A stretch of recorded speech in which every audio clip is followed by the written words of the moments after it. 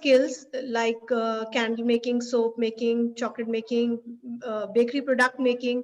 We are training partners with Pradhan Mantri Kaushal Vikas Yojana, Food Processing Sector Skill Council, Indian Tourism Development Corporation, Delhi Skills Mission Society. And I've been doing number of programs with Ministry of MSME so that these people whom I train can start up their own enterprises. And we are conducting various entrepreneurship development programs. And I'm here to ask questions which are generally asked by my students. So, Mr. Raj, I hope you will be answering the queries which my students generally face when they are starting up their enterprises. I will try my best, madam. Yeah, thank you, sir. Yeah, I will try my best. Yeah, thank you, Parminder ji, for giving me this opportunity to be here with you on this panel. Our Rajouri Garden Area Secretary Reema Talwar, founder of TRE, inspired by her 3 daughters' name, she is very strong and believe in there is nothing unachievable if you have will to achieve it. Welcome to Women Innovator Rajouri Garden Group. Over to Reema. Thank you, Parvinder ji. Thank you, Women Innovator team. Can you hear me? Yeah. Okay.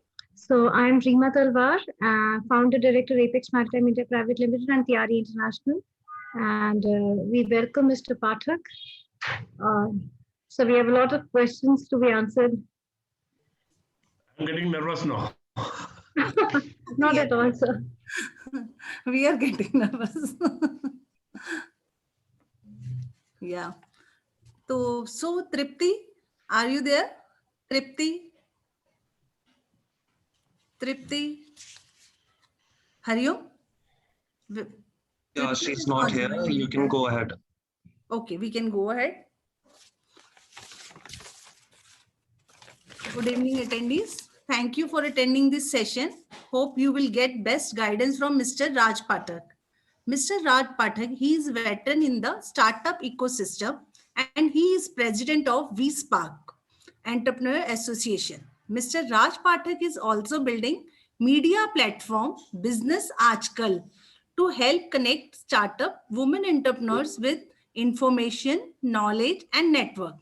Mr. Raj Pathak has recently launched his first book, Startup Kunji. Startup Kunji is available on Amazon and getting the best results. Startup Kunji is good response, and on its popular demand, its Hindi version too shall be available by end of February. I now invite Mr. Raj Pathak to please share some insights of the Startup Kunji so they can so my friends can be leverage the upcoming. Thank you, Parvinder ji, for the invitation. I'm really overwhelmed and I'm really very happy to see other your association members, specifically Trasha ji and Reema ji. And इन्होंने मेरे को nervous कर दिया शुरू में ही, तो मेरे को भी सोचना पड़ रहा है. मेरे को आपने जब इनवाइट किया था तो आपने ये नहीं बताया था we are going to have a grilling question answer session. Anyway I am very happy. It's always a pleasure to talk to budding entrepreneurs and specifically women entrepreneurs, because you people have a specific challenges. Yes. So I will try to focus on specific challenges. Let me give you a background of what Startup Kunji I have done. ये English में आई पहले और काफी 326 pages हैं इसमें. और ये lockdown जब हुआ तो मैंने सोचा कुछ किया जाए. लॉकडाउन में everyone was sitting idle at home, so what do you do? Then I realized, why not I publish a book? And fortunately, I got a publisher and he was very receptive to my idea. I did a lot of research. I identified 67 entrepreneurs. And fortunately, even they were sitting idle at home. During lockdown, everyone was, just sitting idle and didn't know what to do. So fortunately, they were able to, answer my questions. I made it a question answer format. कुंजी जैसे मैंने graduation की तो कुंजी पढ़ के की actually. आप समझ कुंजी तो मैंने कहा कि एंटरप्रेन्योर के लिए भी कुंजी होनी चाहिए. मतलब इतना बड़ा ज्ञान डाल दें. जैसे त्राशा जी ने कहा कि एमएसएमई की इवेंट्स करती हैं, तो वहां पर क्या था, जब हम जाते हैं ना तो वो लोग ज्ञान देते रहते हैं. मेरी लगातार इवेंट चलती है मैडम, एमएसएमई के साथ 19 फरवरी को भी है, 24 फरवरी को भी है, 5 मार्च को भी है। तो वो लोग क्या करते हैं, पहले लंबा सारा ज्ञान देते हैं, what is MSME, what are वो हम लोग तो आधा घंटा सोते ही रहते हैं उसमें कि ये सब ऑनलाइन है, सारा कुछ है, you know. So yes sir, sorry to interrupt sir, आपसे हमें प्रैक्टिकल नॉलेज चाहिए। तो मैं वही उसी पे ही आ रहा हूँ। तो इसलिए मैंने कहा कि जो बुक है ना कुंजी, means to the point, question answer session type का हो, हम बड़ी डेफिनेशन में ना जाएं, राइट। तो इसमें क्वेश्चन आंसर है एंड इसमें प्रैक्टिकली जैसे मैंने बताया 67 entrepreneurs were identified, out of that I actually interviewed 20. There are entrepreneurs from all over India and they're coming from different backgrounds. So someone is from e-commerce, someone is from manufacturing, someone is from service sector, so someone has put in his own money, someone has been able to raise money from banks, someone has been able to raise money from venture capital, seed fund. So someone is in a social entrepreneurship doing advertise. Women specifically have interest in social entrepreneurship and it's the next big thing coming in the country now. And earlier social entrepreneurs were not well recognized. So now even they are getting funded. I would rather like to focus on that aspect also. So whole idea was to make it practically insightful. As Trasha ji, you rightly said कि information practical हो. तो ये startup पूंजी में Yashar was very happy. Then he told me कि sir इसको हिंदी में करते हैं. तो you people would be surprised जितनी कॉपीज इंग्लिश में बिकी हैं उससे 5 times मेरे पास पब्लिशर के पास हिंदी की डिमांड ऑलरेडी है. तो I am going to launch it and probably I will launch it in west Delhi only. तो आप लोगों का पूरा सब जितने भी सुन रहे हैं आप लोगों को आमंत्रित करेंगे. आप आइएगा. हमारा जैसे कहते हैं कि आपकी प्रेजेंस से हमें लगेगा कि नेक्स्ट लेवल पे और कैसे ऐसा कंटेंट बना सकते हैं. तो ये कोशिश है. इस 20 एंटरप्रेन्योर्स की इंटरव्यू करते हुए काफी ऐसे परसेप्शन भी क्लियर हुए जो हम मान के चलते नहीं ये तो पता ही होगा, ये तो प्रॉब्लम चैलेंज होगा ही नहीं, आजकल तो बड़ा कुछ हो रहा है, नई नई स्कीम्स आ रही हैं.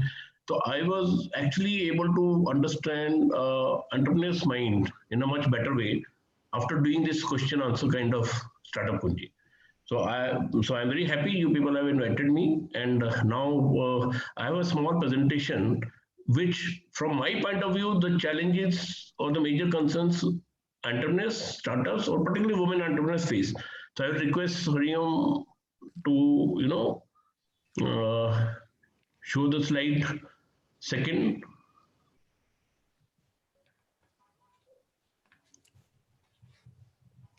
So I am also president of eSpark Startup Association, and I am also founder and editor-in-chief of Business Aajkal, which is the only online portal talking about business, practical business, which you people will come to know later. Next slide, please. So these are the major issues faced by startups in my mind. And I would certainly look forward to Trasha ji and Rima ji to add few points here. Selecting right business opportunity. See, large number of people are into a business which was not actually profitable or is not fit for them. So major issue is how to select right business opportunity. What makes the business a right business opportunity for you? I hope many of people you must have come across business कर रहे हैं, profit नहीं हो रहा या उसमें grow नहीं कर पा रहे. तो इसका उन्होंने राइट बिजनेस नहीं पकड़ा. Yes. Raising money and managing finance. बहुतों को तो पैसा ही नहीं लेना आ रहा और जिनको मिल जाता है तो मैनेज नहीं कर पा रहे होते अच्छे से. कैश फ्लो का चैलेंजेस रहते हैं. जब उनको सही लगता है सबको तो पता चलता है गवर्नमेंट का कोई एक पर्टिकुलर कंप्लायंस फुलफिल नहीं किया था, 300 रुपए का फॉर्म, तो उसका 20,000 का जुर्माना भरना पड़ जाता है. तो स्टार्टअप के लिए वो 20,000 रकम बहुत बड़ी होती है. तो ऐसे कई चैलेंजेस आते हैं. मार्केटिंग एक मेजर इशू है. आफ्टर ऑल आप जब कोई भी चीज बना रहे हैं तो आपको उसका मार्केट पता होना चाहिए पहले से, और उसकी स्ट्रेटजी बहुत क्लियर होनी चाहिए. तो मैंने ज्यादातर देखा है कि लोग जो बिजनेस शुरू करते हैं वो जो भी शुरू में छोटी मोटी मार्केट दिखता है उसके हिसाब से शुरू कर देते हैं. वो कंपटीशन को एनालाइज नहीं करते हैं. वो मार्केट का मैक्सिमम पोटेंशियल क्या हो सकता है वो नहीं सोचते हैं. और मार्केट में एक्चुअली जो प्रोडक्ट बना रहे थे उसमें छोटा सा माइनर चेंज इधर उधर करके उसकी डिमांड ज्यादा बढ़ सकती है ये नहीं सोचते हैं. तो these are the few insights here. Human resources and delegation.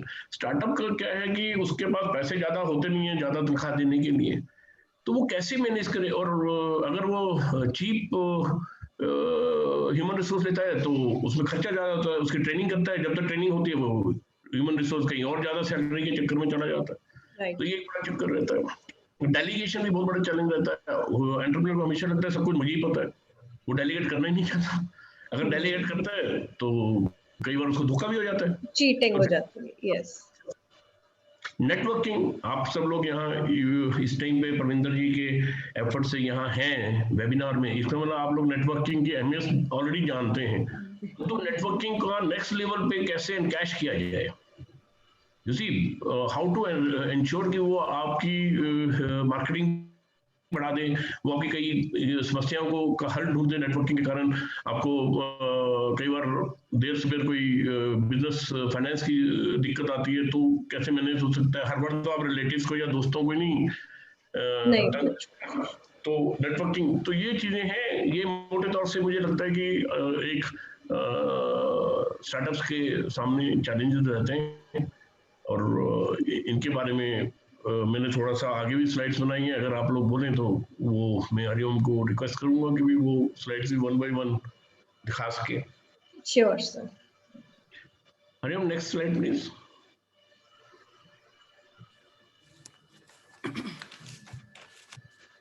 तो अच्छा चलिए रेजिंग एंड मैनेजिंग फाइनेंस पे पहले कर लेते हैं, तो क्विकली करेंगे।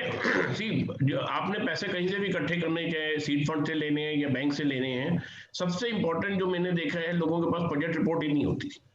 अगर बजट रिपोर्ट भी होती है तो 2000-5000 रुपए देकर किसी से बनवाई हुई होती है। जब आप इन्वेस्टर के पास जा रहे हैं या बैंकर के पास जा रहे हैं, वो बजट रिपोर्ट आपको रटी हुई होनी चाहिए, आपके ही मन से तन से निकल रही होनी चाहिए, माइंड में आपको पता होना चाहिए क्या कैलकुलेशन है क्या नहीं। तो बैंकर है उसका ट्रस्ट ही नहीं बिल्डअप होता, वो बजट रिपोर्ट पूछता है, ये उसके कुछ 4 चीजें पूछता है फाइनेंशियल्स। एंटरप्रेन्योर स्टार्टअप जैसे त्राशा जी करेंगे, इन्होंने कई बार स्टार्टअप्स को मदद की है, तो मेरा पक्का यकीन है कि मैं भी ये काम करता हूँ। तो बैंकर देखने लग जाता है दूसरों की तरफ कि देखो जी इसको तो पता ही नहीं है इस बजट रिपोर्ट में क्या लिखा हुआ क्या नहीं लिखा हुआ, तो ये चैलेंज बड़ा आता है। मैं तो ये कहता हूँ बजट रिपोर्ट खुद ही बनाए, किसी की कंसल्टेंसी से या मदद से, मेंटोर की, तो बेस्ट है। 10 लाख तक के लोन्स वुमेन को मिल रहे हैं, मैं खुद इसका गवाह हूं, और कोलैटरल फ्री मिल रहे हैं। अब जिसको नहीं मिले उसने या तो वही जैसे मैं कह रहा हूँ बजट रिपोर्ट प्रॉफिटेबल नहीं है, उसको क्लैरिटी नहीं है, या उसने क्या कि परसिस्टेंट नहीं है, एक जगह से रिएक्शन हो गया तो भैया हमें तो लोन ही नहीं मिलता। See one has to be persistent, learn की उसमें क्या चैलेंज आ रहा है।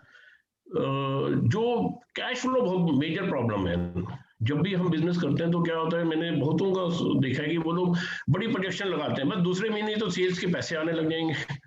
सबसे बड़ा लोगों की गलती ये होती है, वो ये सोचते हैं हम मार्केट में आएंगे हमें पैसे मिलने लग जाएंगे फटाफट, और वो पैसे उतनी आते नहीं जितनी तेजी से उम्मीद होती है। तो जो एम्प्लॉइज को पैसे देने मुश्किल हो जाते हैं, कोई और जो अगर रेंट पे है, बिजली पानी के मुश्किल हो जाते हैं। तो एक तो ये कि कैश फ्लो हमेशा 3 महीने का मिनिमम टू मिनिमम होना ही चाहिए अपने पास में।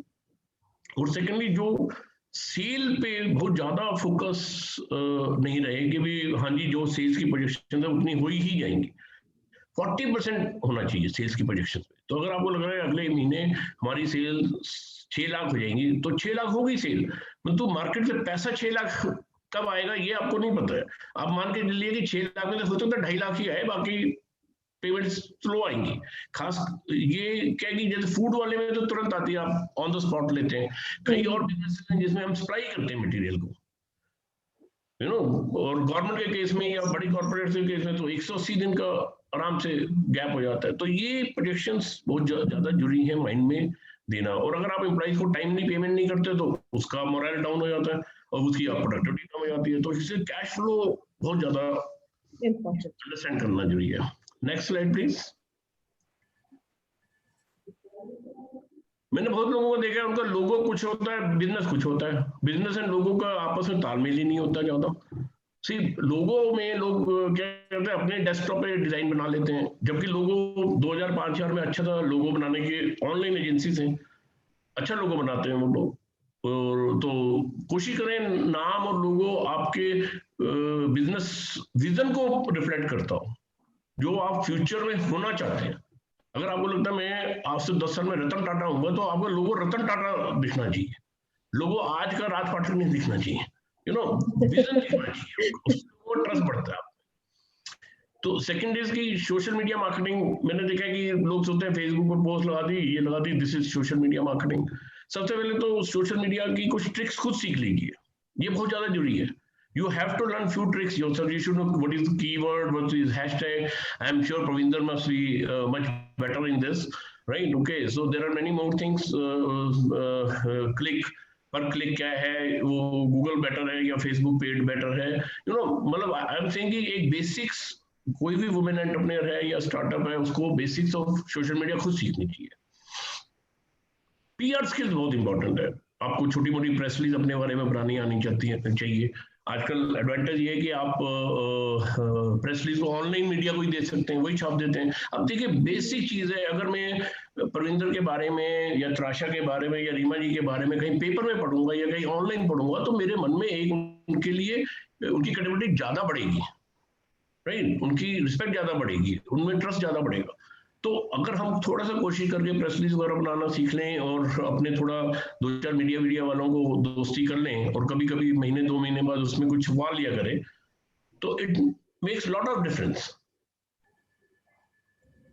एमएसएमई एनएसआईसी जैसे त्राशा जी ऑलरेडी कर ही रही होंगी, इनकी मार्केटिंग स्कीम्स हैं। आपके एनएसआईसी कई ट्रेड फेयर लगाता है। मेरी कई फ्रेंड्स हैं, कोई एक अचार बनाने वाली कंपनी शुरू की थी उसने, होम बेस, आज वो मिड कॉर्प चलाती है, उसकी कंपनी मिड कॉर्प में आती है, अलकनंदा कुमार, रॉयल पिकल्स करके है। अब उसने शुरू में यही किया, उसने सिर्फ वो एनएसआईसी की सारी एग्जीबिशंस में जाके बैठ जाती थी, वहां पर फ्री में उसे वो मिलता था, बहुत मिनिमम पैसे में मिल जाता था, और जहां बाकी लोग 1 लाख का स्टॉल लेते थे उसे 5,000 में मिला होता था, और वो वहां पर अपना एग्जीबिशन में बैठ जाती थी और उसने मार्केटिंग की अपने प्रोडक्ट की।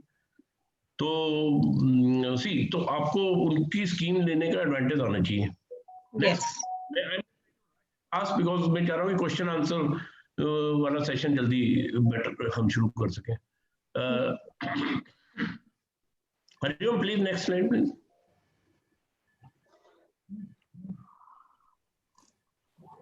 जैसे मैंने कहा एचआर बहुत महंगा पड़ता है शुरू में, अगर अच्छा ह्यूमन रिसोर्स चाहिए तो महंगा पड़ता है और सस्ता बाद में आपको नुकसान ज्यादा कर जाता है।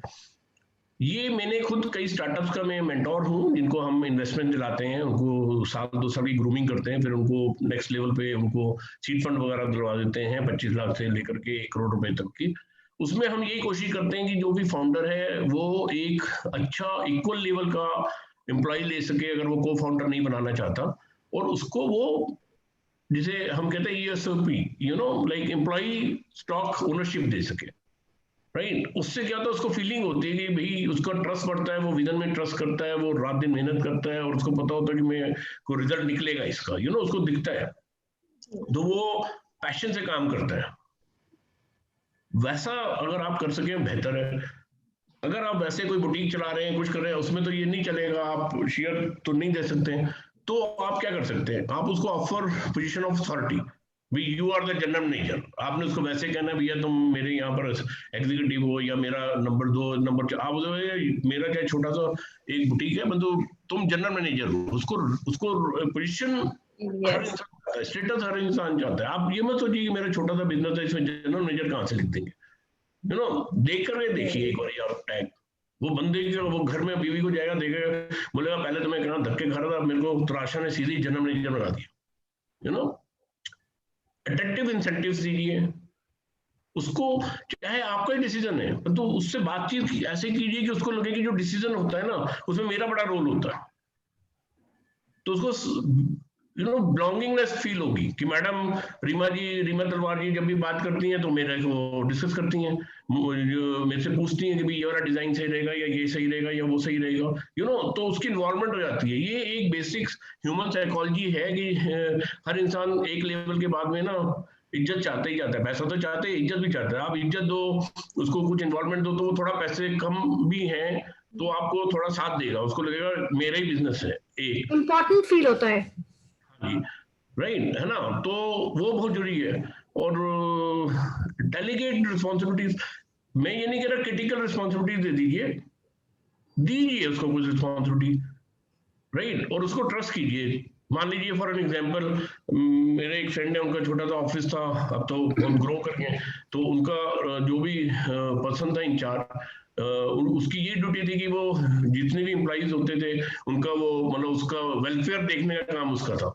उसको ये उन्होंने बजट दे दिया है कि भाई रोज का कोई स्नैक मंगाना है, ये करना है, वो करना है, जो भी, और अगर कोई छोटी मोटी के लिए अप्लाई करता है तो पहले तेरे से बात करेगा, तूने तेरे को जायज लगता है छुट्टी देनी तो मीन्स मैंने दे दी, यू नो। तो वो बंदा आज 8 साल हो गए, वो बंदा कहीं नहीं गया, वो कहता है कि मेरे को इतनी इज्जत किसी ने दी नहीं, मेरे को इतना ट्रस्ट किसी ने किया ही नहीं। आप 2-3 छोटी सी चीजें उसको दे दीजिए, राइट, और अगर कभी गलती करता है तो चुपचाप उसको अलग बैठा के समझाइए, किसी के आगे तो कभी बोली ही मत, राइट। आप देखेंगे ये बड़ा डिफरेंस, आपको लगेगा ये छोटी बातें मैं बता रहा हूँ, ये बहुत इफेक्टिव चीजें हैं। Next please, Hariom, next please.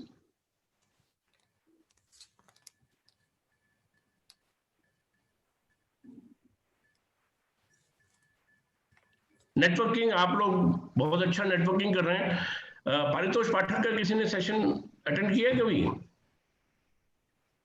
Networker in Delhi NCR, tie Delhi वाले उसको इनवाइट करते हैं।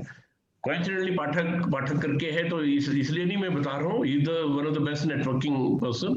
उसका फ्री ऑनलाइन नेटवर्किंग सेशंस भी हैं, आप लोग वो अटेंड कीजिए। आपकी मतलब आपको नेटवर्किंग के एक नेक्स्ट लेवल का पता लगेगा। होता क्या है, वुमेन के साथ में थोड़ा सा चैलेंज होता है, वो इवेंट्स में जाती हैं, किसी को हेलो नहीं कर सकती, क्यों, मैन मेंटालिटी होती है, मुझे हेलो क्यों कर रही है, यू नो, मतलब उसका अलग सोच आ जाता है, तो वो हेलो करती नहीं है और नेटवर्किंग अपॉर्चुनिटी लूज हो जाती है। तो how do you manage being professional?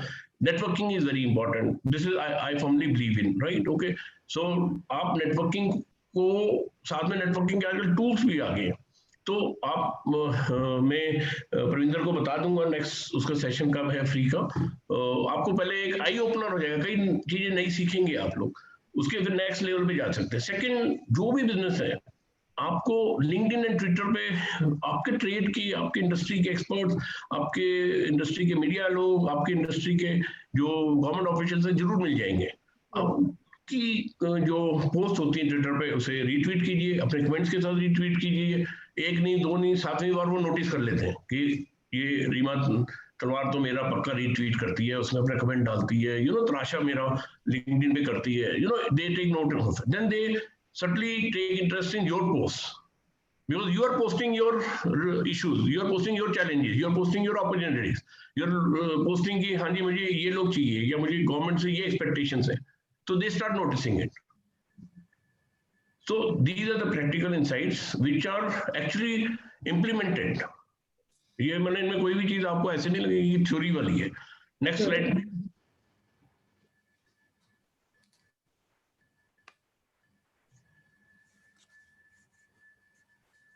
Next, so now let's have a question answer session. मैं थोड़ा पानी पी लेता हूँ। हाँ जी, हाँ जी। So first of all, I would like to ask one thing. Generally, students, the startups, they get confused in identifying their product, कि उनको actually choose कौन सी line करनी है। वो आपने भी, I think, first of all, जब आपने start करा slide show, तो first slide में first point था product identification, कि how to identify the product, how to मतलब plan कि हमें क्या business करना है। बहुत सही सवाल है, और सबसे पहला चैलेंज यही आता है। बिल्कुल सर, फर्स्ट चैलेंज है ये, इसीलिए मैंने ये क्वेश्चन पूछा। तो आप स्टार्टअप से क्या क्वेश्चन पूछते हैं, पहले तो ये बताइए आप मुझे, तराशा जी। हाँ जी सर, आप क्या क्वेश्चन पूछते हैं? आप क्या क्वेश्चन पूछते हैं जो आता है आपके पास ये चैलेंज लेके, आप उसको क्या क्वेश्चन पूछते हैं? पूछती नहीं सर, वो तो मेरे से क्वेश्चन पूछते हैं, मैं इसीलिए आपसे क्वेश्चन पूछ रही हूँ। मैं उनको जनरली, मान लीजिए आप मेरे से ये क्वेश्चन पूछ रहे हैं, ठीक है ठीक है ठीक है, तो मैं सबसे पहले आपसे ये पूछूंगा कि आपने प्रोडक्ट ऑलरेडी आइडेंटिफाई की है या अभी करना चाहते हैं? सर मैं प्रोडक्ट आइडेंटिफाई कर चुकी हूँ, मेरा सर्विस। आप एज्यूम कीजिए यू आर द पर्सन जिसने आपसे क्वेश्चन पूछा। Okay okay, we'll do a मतलब mock kind of question answer. No? That will okay, be more. आप मेरे से पूछ रहे हैं कि how to identify the product? नहीं, चलिए let's keep it simple. Yeah. So देखिए, सबसे पहले तो किसी भी इंसान को जो बिजनेस करना चाहता है उसे अपनी स्किल का पता होना चाहिए, उसने Yes, किस चीज का yes, स्किल yes. सीखी है, राइट? अगर उसमें स्किल से रिलेटेड उसकी है तो उसको वो करना चाहिए. नहीं तो अगर मान लीजिए उसको लगता है आज की डेट में भैया प्रीमियम शर्ट्स का बिजनेस बड़ा तेजी से बढ़ रहा है या प्रीमियम जूतों का बढ़ रहा है, कम कॉस्ट पे लोग प्रीमियम चीज अच्छी क्वालिटी चाहते हैं, राइट? लोग आज की डेट में लोगों को क्वालिटी बढ़िया चाहिए, पैसा दाम कम चाहिए. ओके, तो इवन स्टार्टअप पूंजी में भी 2-3 ऐसे एंटरप्रेन्योर हैं जिन्होंने प्रीमियम क्वालिटी दी at low price and they are still a big brand and they have managed to grow very fast. So यही बात उठ के आती है कि उनमें से एक व्यक्ति ने कहा जी कि हमने डिसाइड किया कि हम लेदर शूज बनाएंगे और कोई स्किल नहीं थी, तो बंदे ने 2 साल की ट्रेनिंग ली लेदर इंस्टीट्यूट में, राइट? तो पहले तो स्किल मस्ट है. अगर आपने स्किल ली हुई है तो समझता आप वैसे ही बिजनेस शुरू करेंगे, नहीं ली हुई तो स्किल लीजिए, क्योंकि आप स्टार्टअप है तो स्टार्टअप में एक स्किल्ड पर्सन को हायर करने की क्षमता नहीं होती, या आप सारा पैसा उसी को देते हुए रह जाए में लग जाएगा. तो बहुत ज्यादा जरूरी है कि आप पहला तो ये आता है आपकी स्किल मैच करती है कि नहीं करती है जिस बिजनेस को आप देख रहे हैं, या उसी बिजनेस को देखें जिसमें आपकी स्किल है. Number 2, ultimately it's all about money, right? हमने माल बनाना है, उसको बेचना है ना? तो नंबर टू द मार्केट समझते हैं, आपकी नहीं समझते हैं. अगर आपको लग तो रहा है मैं ये तो बहुत अच्छा था, पेठा बना दूंगा अपन, तो पेठा बेचोगे कहाँ भैया? वो नहीं पता जी, वो तो बना दूंगा मैं, अच्छा था. तो भैया आप बिजनेस मत कीजिए, क्योंकि आप बेचने वाले पे डिपेंडेंट नहीं हो सकते. आप ये नहीं कह सकते मैं प्रोडक्ट तो डेवलप कर दूंगा, मार्केटिंग के लिए मैं लोग लगा लूंगा. हम सब जानते हैं मार्केटिंग अगर जो लोग करते हैं शुरू में कितना सैलरी लेते रहते हैं और बड़ी बड़ी बातें घुमाते रहते हैं, वहां से ऑर्डर आएगा, यहाँ से ऑर्डर आएगा, वहां से ऑर्डर आएगा. हम सब ने फेस किए हैं ये मार्केटिंग वाले लोग. आई होप आप मानेंगे त्राषा जी, राइट? है ना? तो मार्केटिंग खुद उसको समझ होनी चाहिए, उसको पता होना चाहिए. मैं तो बल्कि कहता हूँ कि जो हमारे स्टार्टअप में भी हम लोग कहते हैं कि सबसे पहला तो भैया आपका माल बेचने का मतलब बायर खुद लेके आओ, तो आपको पता लगेगा बायर 4 सवाल बोलेगा, नखरे करेगा, कि उसको चाहिए क्या, तो प्रोडक्ट डेवलप होगा असली. Yes, right. तो ये बहुत ज्यादा जरूरी चीज है. तो बेस्ट है अगर मार्केट रिसर्च ही कर ले छोटी सी, आजकल सर्वे आराम से हो जाते हैं, फेसबुक पे, गूगल पे हो जाते हैं, 100 लोगों से आप पूछ लीजिए. तो मैं ये कहूँगा skill, market and little bit of understanding कि उनकी उसमें क्या जरूरत है, उसके बेसिस पे आप प्रोडक्ट को आइडेंटिफाई कीजिए. ये मत कीजिए कि प्रोडक्ट पहले डिसाइड कर लिया है और फिर बाकी चीजें बाद में कोशिश कीजिए वो अवॉइड कीजिए. Thank you sir. I have one question. मैं पूछना चाहूंगी सर कि हमें किसको अप्रोच करना चाहिए फंडिंग के लिए? प्राइवेट फाइनेंसर्स के पास जाना चाहिए, बैंक्स के पास जाना चाहिए, या आजकल MSME की भी बहुत सारी स्कीम्स अवेलेबल होती हैं, बट ज्यादातर लोगों को उसकी अवेयरनेस ही नहीं है, पता ही नहीं है कौन कौन सी स्कीम्स हैं अवेलेबल मार्केट में, किसको कांटेक्ट करें? इसका भी कोई मतलब सोर्स है? हाँ, देखिए सबसे पहले तो आपको डिसाइड करना है आपको पैसा कितना चाहिए. अगर शॉर्ट टर्म चाहिए और बहुत मान लीजिए आपका कैश फ्लो प्रॉब्लम आ रहा है और आपको तुरंत देना ही देना है, कोई नहीं तो आपका एम्प्लॉय भाग जाएंगे या आपका मटेरियल मतलब प्रोडक्शन रुक जाएगा, तो आप एक प्राइवेट फाइनेंशियल के पास जाइए, उसे शॉर्ट टर्म में ले लीजिए. तो आपके पैसा कितना चाहिए और किस समय पे बिजनेस कीजिए. अगर आप बिजनेस स्थापित कर रहे हैं, स्टार्ट कर रहे हैं, उस टाइम पे तो कोई मतलब ही नहीं है प्राइवेट फाइनेंसर के जाने का, राइट? उस टाइम में आप ये समझिए कि ओके जी अगर 10 लाख तक का है तो बैंक्स के पास में अलग तरीके के फॉर्म भराते हैं, which is very simple and particularly for women तो एकदम ही ऑनलाइन है आज की डेट में, राइट? ओके, अगर आपका मशीनरी वगैरह लगेगी उसमें और कुछ मतलब रॉ मटेरियल वगैरह परचेज होंगे मान लीजिए, राइट, तो आप सिडबी को अप्रोच कर सकते हैं. 25 लाख तक का लोन अगर ले रहे हैं आप, अगर आप 1 करोड़ 2 करोड़ का जा रहे हैं तो आपको बजट रिपोर्ट अच्छा सा बनाना है, अच्छा सीए पकड़िए जो ये समझता है कि हाँ जी कहाँ जाना है. गवर्नमेंट स्कीम्स जो है 2 तरीके से होती हैं. एक तो मैं हमेशा लोगों को कहता हूँ भैया अगर आपने बिजनेस शुरू करना है या गवर्नमेंट से स्कीम का फायदा उठाना है, क्योंकि ये दो डिफरेंट चीजें होती हैं। Yes. आप लोग तो बहुत यंग हो, एक 30 साल पहले एक होता था SSI, small scale industry, Yes. ठीक है। उस टाइम पे गवर्नमेंट इतने इंसेंटिव देती थी कि लोग इंडस्ट्री के प्रोजेक्ट रिपोर्ट बनाते ही इसलिए थे कि भैया पैसा ले लेंगे और मार लेंगे। Okay. I am on the record बोल रहा हूँ मैं। तो बहुत लोग सब्सिडी वगैरह लेके बैठ जाते थे, वो फैक्ट्री चलती नहीं थी कभी भी। इसलिए तो देखिए दोनों तरफ से एंटरप्रेन्योर्स ने भी गवर्नमेंट के साथ धोखाधड़ी या चालाकियां की है, और इसलिए गवर्नमेंट जल्दी से सुनती नहीं है, बैंक वाले जल्दी से सुनते नहीं है, वो कहते हैं कि भैया ये कुछ और गेम तो नहीं खेल रहा। तो आपको ये समझना है कि अगर आपने बिजनेस करना है, आपके पास ग्राहक खड़े हैं। अभी मैं आपको एक छोटा सा एग्जांपल दे सकता हूँ क्विकली। बिल्कुल जी की तरह ही एक वुमेन एंटरप्रेन्योर ने मुझे अप्रोच किया कि राज ऐसे ये मेरे पास एक बिजनेस है जो ऑनलाइन IT से रिलेटेड था, अमेरिकन क्लाइंट से उसके पास में, और वो एडवांस दे रहे थे उसको कि भी आप बस ये डेवलप करने लग जाओ, हमें भेजो और हम पेमेंट साथ ही साथ करेंगे। तो कहती उसमें 300% प्रॉफिट था उसको।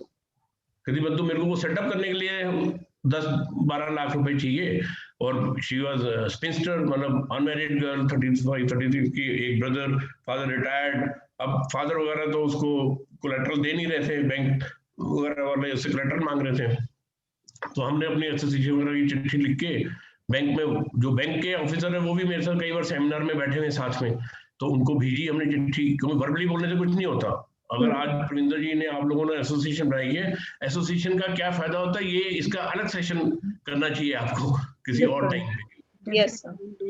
इन्फ्लुएंस कैसे यूज करना है for the benefit of the members, Yes. Right, okay, positive कारण से।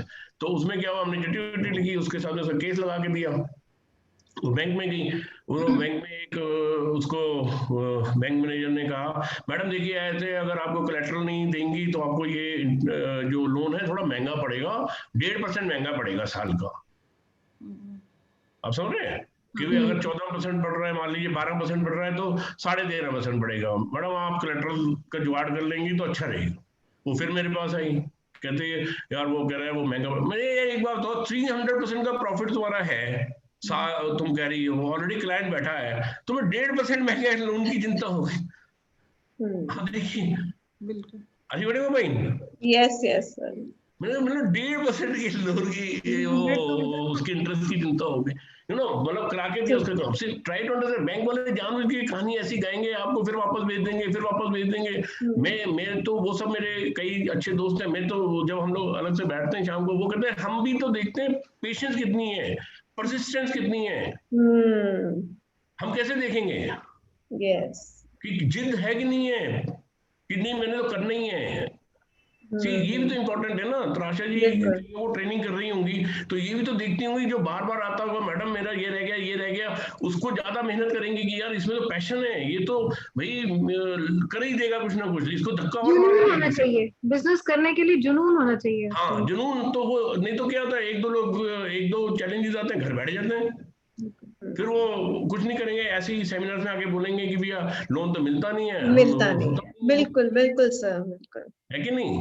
हाँ जी, हाँ जी। और बताइए, और कोई सवाल।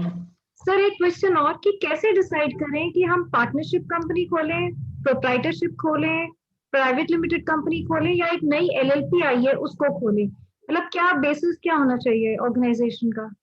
देखिए पहले तो ये सवाल किसी CA से पूछा जाए तो बेहतर होगा, परंतु फिर भी मैं जो भी मेरी थोड़ी वो जानकारी है मैं उसके हिसाब से कहूंगा कि बेसिकली बात तो ये है कि जितना गुड़ है आप उतना ही देखेंगे। आप अगर आप एकदम स्टार्टअप कर रहे हैं और बहुत कम रकम से शुरू कर रहे हैं तो आप प्रोपराइटर ही शुरू कीजिए ना, क्योंकि बाकी कुछ भी है उसमें खर्चे बढ़ जाते हैं।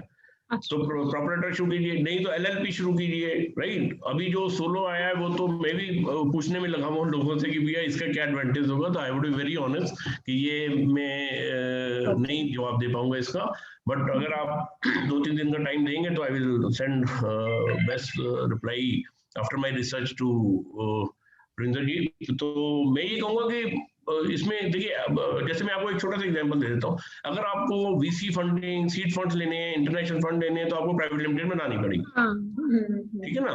उसको फिर प्रोपरेटर या इसमें नहीं जाएगा। पार्टनरशिप का एडवांटेज तब होता है जब आपके पास वाकई इक्वल लेवल का जो कॉम्पिटेंट पार्टनर खड़ा हो।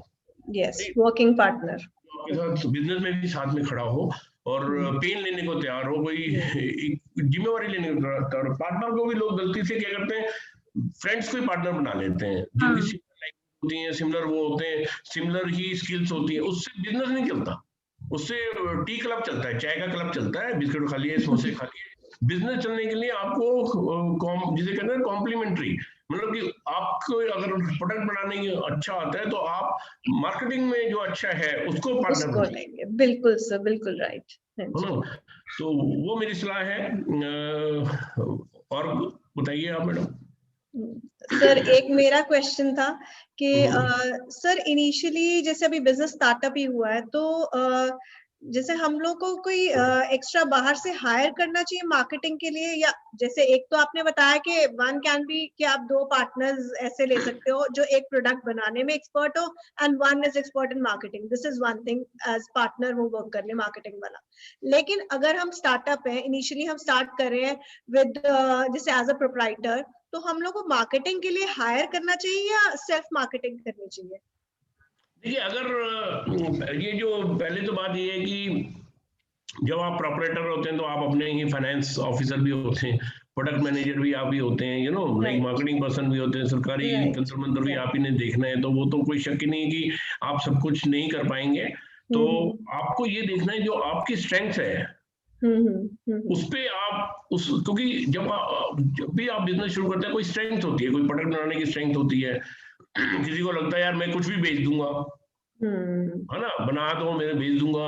तो आपकी स्ट्रेंथ क्या है, वो स्ट्रेंथ पे आप फोकस रहिए। मैं हमेशा कहता हूँ उस पे एक्सीलेंस पे जाइए। लोग जान जाएं कि भैया ये तराशा जी की जो भी फैशन डिजाइनिंग के आइटम्स हैं, जब भी मैं कहीं जाता हूँ या जाती हूँ तो मेरे को लोग एक बार मुड़ के देखते ही देखते हैं, new design, right, okay, whatever. Like अगर आपका यूनिक प्रोडक्ट क्रिएशन होना चाहिए, आपका जो प्रोडक्ट है दैट शुड बी यूनिक।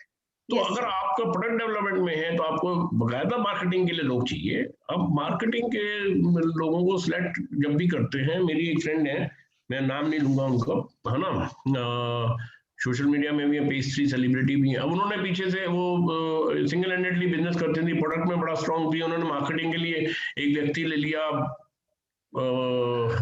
बड़ा स्मार्ट, हैंडसम, सब कुछ, और अच्छी अच्छी बड़ी बड़ी बातें करता था। और बाद में वो पता चला कि वो सब की सब उसकी कहानियां थी, राइट, ओके। तो आपको उसको क्रॉस चेक कैसे करेंगे आप बार बार? यस सर, क्योंकि जनरली ये होता है कि लोग आपकी टेक्निक्स लेकर चले जाते हैं। हाँ, तो उसने भी यही किया, आपके आइडियाज जो है वो हो जाते हैं। What I'm trying to say here is आपको मार्केटिंग के लोग चाहिए। अगर और मार्केटिंग बहुत जरूरी है, तो 2-3 तरीके से आज की डेट में लोग मार्केटिंग कर रहे हैं। एक मार्केटिंग का तरीका ये है कि अगर अपन तो वो सब पे लागू नहीं होता, कई प्रोडक्ट्स पे लागू होता है, कईयों पे नहीं लागू होता। फॉर एन एग्जांपल, आज की डेट में क्या हो रहा है, ये जो क्लाउड किचन शुरू होती है, वो आप बस खाना बना रहे हैं कहीं पर लेकर के, और वो पूरा स्विगी आपका मार्केट कर रहा है, राइट। स्विगी मार्केट करता है ना, हम तो वो जगह जाते ही नहीं जहां पर वो खाना बन रहा है और जो बना रहे हैं। तो आज की डेट में कई ऐसे प्लेटफॉर्म्स आ गए जो आपके लिए मार्केटिंग कर देते हैं। आप प्रोडक्ट पे फोकस करते हैं, गुड क्वालिटी है, रिव्यूज अच्छे आ रहे हैं, तो मार्केटिंग कोई और कर रहा है उसके। व्हाट यू सजेस्ट इज कि इंडिविजुअल को हायर करने के बजाय कंपनीज के साथ टाई अप कर सकते हैं फॉर मार्केटिंग। मैं कहूंगा कि अगर आप किसी प्लेटफॉर्म से टाई अप हो सकते हैं, तो उसमें ये कि सब परफॉर्मेंस बेस्ड आपको 20-30% मार्जिन ले लेते हैं वो लोग, कोई बात नहीं है ना, राइट। परंतु वो बेटर है देन हायरिंग इंडिविजुअल, अगर आपके बिजनेस में संभव हो। I'm not against marketing people, right? I'm simply saying हमारी ability to select them, the right person, yes, the performance, वो अगर वो आपको है कि आप मार्केटिंग के एलिमेंट समझते हैं, आप उसके आगे कुछ परफॉर्मेंस वो रख दें कि भैया ये लेवल पे आपकी परफॉर्मेंस होनी चाहिए, आप क्रॉस चेक भी कीजिए, आप उसके क्रेडेंशियल भी क्रॉस चेक कीजिए। ये सब करने के बाद में किसी को रखते हैं तो बेहतर है। Okay, thank you. Incentive base ज्यादा कर दें, भाई अगर वो बोलता है मेरे को तो 30 तनख्वाह तो लेनी है मैडम तराशा जी, उसके बगैर कहाँ गुजारा नहीं चलेगा, यू नो। तो उसको आप कोशिश करेंगे भैया अगर 20,000 में तो ये कर ले, बाकी 10,000 भैया सेल्स से निकाल लेना, यू नो, राइट। तो और सेल्स भी मतलब कुछ I am saying performance basis पे रखिए उसको, यस, इंसेंटिव्स के साथ, इंसेंटिव्स के साथ। पर प्लेटफॉर्म कोई है तो बेटर है, अगर आपके प्रोडक्ट्स में प्लेटफॉर्म मैच हो जाता है। I already know many people who are simply using platform for their sales, they are not doing anything else. Product to product depend करता है, डिपेंड्स। आपने इनिशियली आपने बताया था कि कंप्लायंस फॉलो इनिशियली ही करनी चाहिए, वरना लेटर स्टेज पे काफी पेनल्टीज पड़ जाती हैं। हाँ देखिए कंप्लायंस मेरे स्टार्टअप कुंजी में भी ऑलमोस्ट ये क्वेश्चन भी है, और सभी एंटरप्रेन्योर्स ने माना है कि वो शुरू में लापरवाह होते हैं कंप्लायंस के बारे में, उनको अवेयरनेस नहीं होती है, और वो ज्यादातर जिस पे डिपेंडेंट होते हैं वो लोगों के पास अगर कोई सीए या सीएस है या कोई दोस्त यार है, वो उसकी कोई जिम्मेवारी नहीं होती, लायबिलिटी उसकी नहीं होती, तो वो तो बाद में पता चलता है कि भाई ये फॉर्म नहीं भरा 250-300 रुपए का, तो 20,000 का जुर्माना लग गया, राइट। तो आप मैं तो बल्कि कहता हूँ आप जैसे कदम फूक कर चलने वाली बात है, आप कंप्लायंसेस के बारे में बार बार पूछिए, राइट। मेरे एक कोई नोन है, उनकी एक शॉप है करोल बाग में, उसके ऊपर उन्होंने बड़े बड़े बोर्डिंग लगाए हुए थे, बड़े बड़े दूर से दिखते थे, राइट। ओके, तो एक दिन उनके एमसीडी वाला बंदा पहुंच गया, कहता जी आपका 2 लाख का ये चलान है। बोलते 2 लाख का चलान है भैया, ये तो 10 साल से लगे हुए हैं। कहता सर फिर 20 लाख का कर देते आप ही बोल रहे 10 साल से आप जुर्म कर रहे तो 20 लाख का कर देते हैं। आप समझे बात। उन्होंने मुझे भी क्या कहते नहीं, वो उसका पूरा एमसीडी में लिखा हुआ है, इस साइज का होगा, इस वो होगा, यू नो लाइक, मतलब अब आप में से किसको पता है ये चीज कि एमसीडी के रूल्स हैं ये, किसी को नहीं पता, नहीं। और वो बताते नहीं है, क्योंकि तभी तो आएंगे आपके पास में खर्चा पानी मांगने। नहीं, उसने तो फोन किया, हम गए मिले, उसको 25-30 हजार में निपटाया। आप समझो ना, अब ये जुगाड़ इंडियन सिस्टम का पॉजिटिव पॉइंट भी है, नेगेटिव पॉइंट भी है। नहीं तो मैं ये कह रहा हूँ जो उसकी गलती क्या है, उसको 10 साल से पता ही नहीं कि ये भी होता है। तो आप बिजनेस जब भी करें, राइट, ये देखेंगे कोई ऐसा, क्योंकि होता क्या है कि आपको जब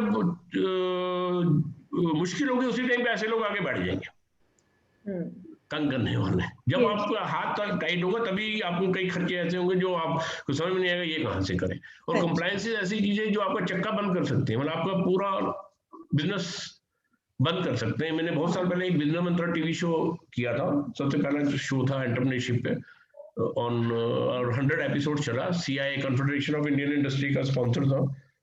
तो उसमें मैंने एक बहुत ही यंग एंटरप्रेन्योर्स की इंटरव्यू की। उस जमाने में आप लोगों को शायद पता हो EPBX सिस्टम आए थे एक टाइम पे, राइट। तो वो बड़ा नोवेल आइडिया होता था उस जमाने में, तो EPBX सिस्टम्स बनाते थे वो। उनकी इंटरव्यू की, मैंने कहा जी आपने ये बिजनेस कब शुरू किया? कहते सर सच बताएं या झूठ बोल रहे हैं? टीवी पे जैसे ना कैमरा रोल होते हैं, तो पहले हम लोग थोड़ा पता करते होते थे कि हाँ जी थोड़ा पहले ऑफ द रिकॉर्ड बात कर ले। तो मैं कहा नहीं, मतलब मेरे को समझ में नहीं आया, मैं कहा सच क्या झूठ क्या? सर ऐसे 3 साल पहले हमने एक बिजनेस शुरू किया था, IIT डिप्लोमा करके आए थे इलेक्ट्रॉनिक्स का, हम 2 दोस्तों ने ये शुरू किया, हमने देखा EPBX बड़ा डिमांड में है, हमने बड़ा अच्छा सा बनाया, और बना के कहते जी डिमांड से हमने 30 बंदे लगाए हुए थे वर्कर्स, और लगातार बनाया, छापे जा रहे थे और नोट भी छापे जा रहे थे। कहते जी एक दिन शाम को आगे 2-3 अफसर, कहते जी आपके यहाँ कितने एम्प्लॉय है? हमने घर से कहा 30। हमने कहा कि हम तो 30 लोगों को रोजी रोटी दे रहे हैं, एम्प्लॉयमेंट दे रहे हैं, खुश होंगे, है ना? तो कहते जी आप खाते दिखाओ। कहते जी हमने कहा खाते क्या होते हैं? कहते नहीं, एक लेबर फॉर्म होता है, एक ये होता है, ये वो होता है। कहते हमें तो उस दिन पता लगा ये सब मेंटेन करना होता है, हम तो बस बनाए जा रहे थे, बेचे जा रहे थे, पैसे कमाए जा रहे थे और तनख्वाह दिए जा रहे थे, यू नो। तो कहते हैं वो वाला बिजनेस जो था बस उसी दिन शाम को बंद हो गया। उन्होंने कहा कि भी इतनी फीस लगती है, ये लगती है, जो था रिपेट बूट के खत्म कर दिया। कहते जी अब जो शुरू किया है वो पूरा ऑफिशियली शुरू किया है सर, ऐसे ही करके किया है। सर ऐसे हमारी जो ट्रेनिंग, जो मैं ट्रेनिंग सेंटर है मेरा नारायणा में, तो जो ट्रेनिंग हम कंडक्ट करते हैं उसका पार्ट है कंप्लायंसेस, ये हम सारा ट्रेनिंग के अंदर ही वी टीच देम, जैसे because this is training on bakery products, तो उसमें FSSAI की क्या नॉर्म्स है, because I am training partner with FSSAI as well, तो फूड सेफ्टी हाइजीन की क्या नॉर्म्स हैं, कैसे लाइसेंस ऑब्टेन होगा एंड कैसे आपको अगर लाइसेंस लिया है तो क्या क्या फॉलो करना है, मतलब ये नहीं पता लाइसेंस ले लिया, लाइसेंस एजेंट से ले लिया, but you don't know what मतलब वी हैव टू फॉलो, वो नहीं मालूम है, तो वी टीच दैट आल्सो कि how to follow that food safety norms, जिसके लिए आपको ये लाइसेंस मिला है, तो वो सारा भी मतलब it's part of our training. Absolutely madam, मैं तो आपसे मिलना चाहूंगा, मेरी नेक्स्ट बुक पे आपकी इनपुट्स लेनी पड़ेंगी, परंतु मैं ये भी चाहूंगा कि आप मुझे ये भी बताएं कि ये तो ऑफिशियल जो होता है और अनऑफिशियल ऐसी मैटर्स में अगर आप फंस जाओ तो उसको सॉल्व कैसे करते हैं, वो भी, और उसकी क्या कॉस्ट बनती है वो भी बता देना थोड़ा सा, तो बेटर रहेगा, है ना, क्योंकि जो रियलिटी है देश की है उसमें हम डिनाई नहीं कर सकते हैं, बट है बड़ा टफ है। हाँ जी, मैंने कहा बड़ा टफ है उनको सेटलमेंट, बड़ा टफ है। I am facing this problem भाई, so many times we face कि भाई आ जाते हैं, उनको संभालना कैसे है या कुछ है। देखिए अभी फिर भी थोड़ा कम हो गया है, जब आप शायद नहीं जानते, जब SSI होता था और थोड़ा 15 साल पहले तक जब जिसे लाइसेंस राज कहते थे, बहुत ज्यादा होता था। मैं एक CNBC TV 18 पे मेरा सीरीज चल रहा था तब, SME CA knowledge series, doctor APJ कलाम साहब से इनॉग्रेट कराया था हमने, तो मैं different cities across the country हम लोग शूट कर रहे थे उस शो को, तो मैं हर जगह जब जाता था तो एसोसिएशन के प्रेसिडेंट से यही पूछता था, what is the cost of operation, ये कोड वर्ड होता है कि भैया आपके यहाँ पे लोगों का क्या कॉस्ट पड़ता है जो आपको ये देना पड़ता है तंत्र मंत्र के लिए, तो उस जमाने में अराउंड 4% होता था, अब वो बहुत कम है उस हिसाब से, मेरा ये ख्याल है 4% होता होगा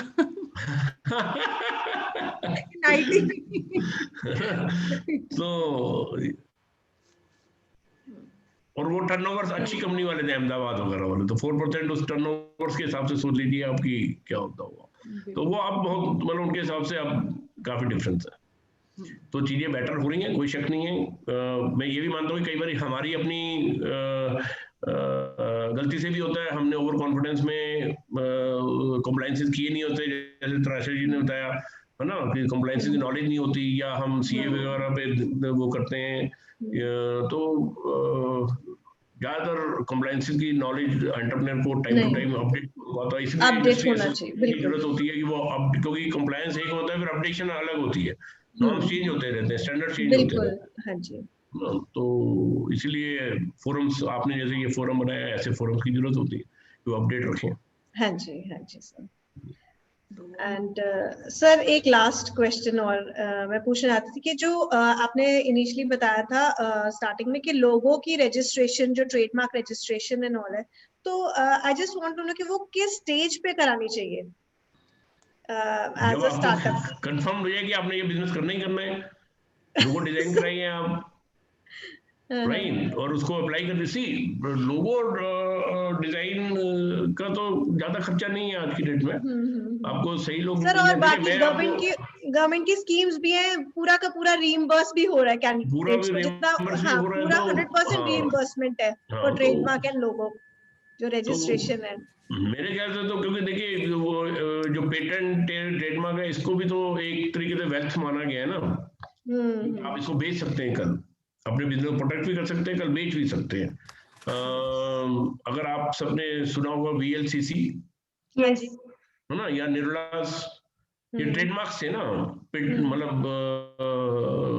आप देखेंगे कि निर्लाज एक बहुत बड़ा ब्रांड होता था रेस्टोरेंट्स का, अब दिल्ली हो गया, VLCC 700-800 करोड़ का बिका था, तो क्या बिका था वो आप बताइए? ब्रांड नेम बिका था ना, यस, राइट, तो लोगों को इस चीज का समझ होनी चाहिए कि भी हम लोगों को प्रोटेक्ट भी करें। मैं इसमें भी एक तो IPR सर, उसके लिए तो IPR इंटेलेक्चुअल प्रॉपर्टी राइट्स के अंडर रजिस्टर कराना पड़ेगा और लोगों को अपने, हाँ, मतलब अभी कॉम्प्लेक्स नहीं है इतना, अगर आप सही जैसे आप मेरे आप कर ही रही होंगी कोई इस चीज के ऊपर काम, मेंटरशिप एंड कंसल्टेंसी, हाँ जी, तो ज्यादा डिफिकल्ट नहीं है, बट मैं तो हमेशा एडवाइस करता हूँ लोगों को, प्लीज अगर जैसे आपको लगता है ये बिजनेस करना ही करना है और इसी डिजाइन से करना है, तो इसको पहले ही रजिस्ट्रेशन, यस सर, आपने अप्लाई कर दिया काफी है ना, वो उसमें कोई ऑब्जेक्शन आएगा वो तो बात की बात है, अब आपने तो अपना प्रोडक्ट कर लिया हो कि हमने ये बिजनेस शुरू किया, Yes, yes. am I right? Yeah, right. Sir. और बताइए परविंदर जी। अभी एक हैंड रेस किया हुआ है Vimlesh. Hariom, can you unmute? Hariom.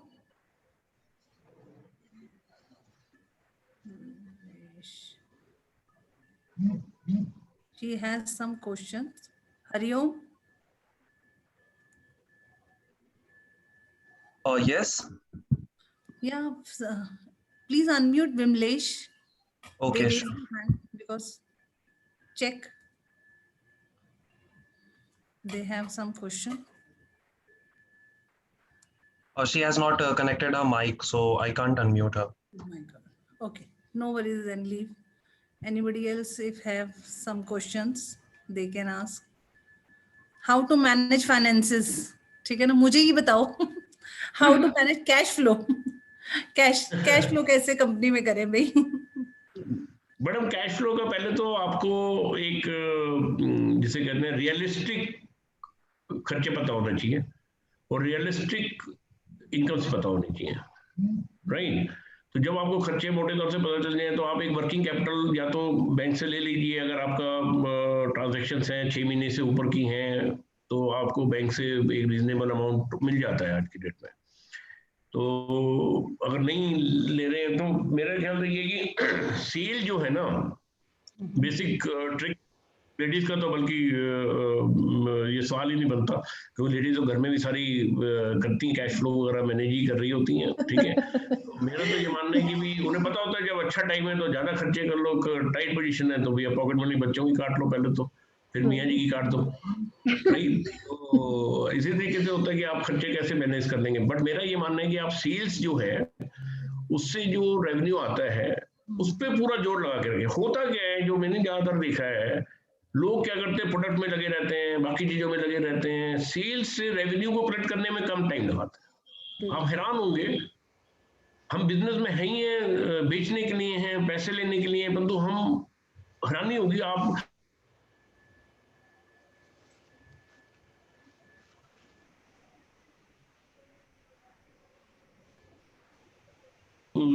हैरानी हो जाएगी कि आपने सेल्स से कलेक्शन पे लोग कम समय लगाते हैं, Right. एज कम्पेयर टू जितना लगाना चाहिए। मैं कहता हूँ 50% time, energy, thought, planning should be to collect revenue from sales. For example I would like to know from Reema Talwar ji की, मैडम आपका जो भी बिजनेस है, आपका टीम, आप खुद सेल्स से रेवेन्यू कलेक्शन में कितना टाइम लगाती हैं?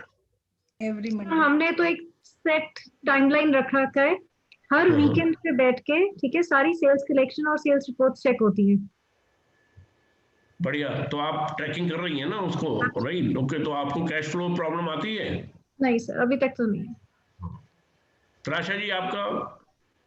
सर मेरे को तो कैश फ्लो की बहुत ज्यादा प्रॉब्लम आती है, बिकॉज मैं स्टूडेंट से फी चार्ज नहीं करती। We are doing government funded programmes, तो गवर्नमेंट की जो पेमेंट है दैट इज वेरी डिलेड, बहुत मतलब 3 months 6 months तक लेट आती है। मैं पूछने लगा था, please define that delay, you know, very very define, तो 4-5 महीने हो जाता है। हाँ जी तो सर, आपका हो कैश जाता फ्लो है। है मतलब? हाँ जी, पर ये है कि सर कुछ तो मैं फिर घर से मैनेज करती हूँ, कुछ ये है कि मैं, my staff is also very cooperative, even the landlord, सब एडजस्टेड, सब वैसे ही बना हुआ सिस्टम कि जब फ्लो आएगा then only I have to pay the salary. Absolutely absolutely absolutely, आपको वो दोनों में मैनेज करना है, एक्सपेंसेस में एंड वो जो फोरकास्ट है। मैंने ज्यादातर लोगों की गलती ये देखी है कि वो सेल्स की तरफ फोरकास्ट तो बहुत ज्यादा कर देते हैं, उसके साथ खर्चे कर देते हैं और फिर कलेक्शन आती नहीं उस हिसाब से, और वो आनी भी नहीं थी। एक तो वैसे ही उतनी तो आनी नहीं थी जितनी उन्होंने प्रोजेक्शन की होती है। सेकेंडली वो उसको लाने के लिए जितना एफर्ट करना चाहिए था, वो एफर्ट भी वो 50% करते हैं, तो वो और भी कम आती है। फिर वो कहते हैं कैश फ्लो प्रॉब्लम आ रही है। So there is a gaps. हाँ जी, हाँ जी परविंदर जी। Thank you.